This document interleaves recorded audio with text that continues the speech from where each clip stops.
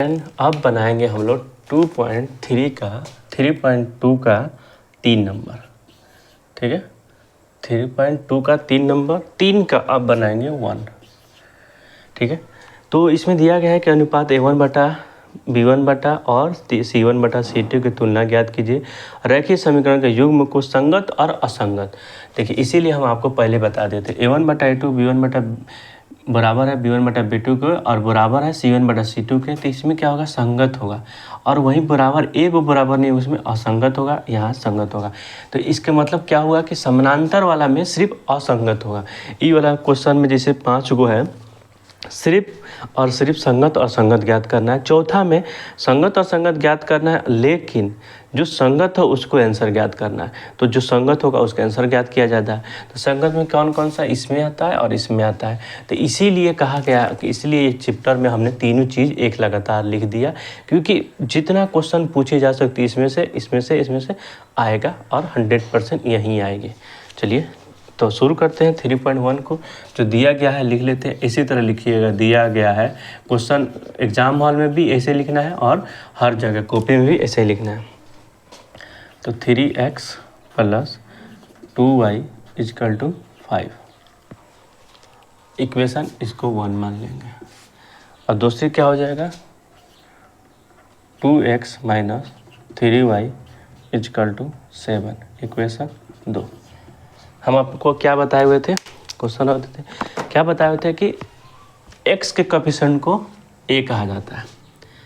अब ये 1 का था इक्वेशन 1, तो कितना हो गया 3। b के कोएफिशिएंट को कहा जाता है b1, तो 2।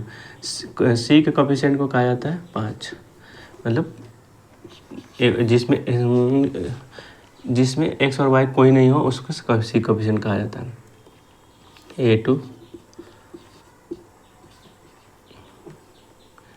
B2 -3 C2 7, ठीक है। A1 बटा A2 3/2 हो गया। B1 बटा B2 2 बटा -3 क्या हो जाएगा, 2 बटा, इसको लिख सकते हैं -2/3। एक और होगा C1 बटा C2, तो C1 बटा C2 कितना है 5/7। देखिए C1 कितना है 5 है, C2 कितना है 7 है, तो लिख दिए, तो इतना हो गया, ठीक है। अब इसके बाद यहाँ लिखना है, ठीक है, यहाँ बैठना पड़ता है थोड़ी सी इसीलिए। तो ये हो गया।